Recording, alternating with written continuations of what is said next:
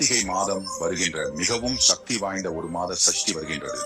இது மகா கந்த சஷ்டி விரதம் முடிந்து வரும் சஷ்டி மற்றும் தைப்பூசத்திற்கு இடையில் வரும் மாத சஷ்டி விரதம் என்பதால் இந்த நாளில் இந்த ஒன்றை மட்டும் செய்வதனால் நீங்கள் 48 நாள் விரதம் இருந்த பலனை அடையலாம். பலரால் 48 நாள் விரதம் இருந்து இருக்க முடியாது. அவர்கள் அனைவரும் இந்த நாளன்று விரதம் இருப்பதினால் ஒரு மண்டல கால விரதம் இருப்பதற்கு சமமாகும்.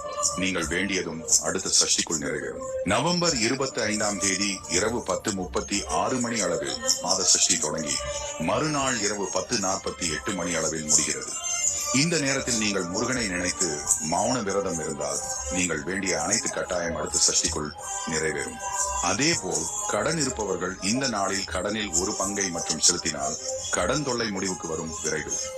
குழந்தை வேலை இல்லாதவர்கள் ஓம் சரவணபவ என்று 108 முறை எழுதி முருகனுக்கு மாலை செய்து அணிந்தால் கூடிய விரைவில் உங்களுக்கு நல்ல செய்தி வரும். முருக பக்தர்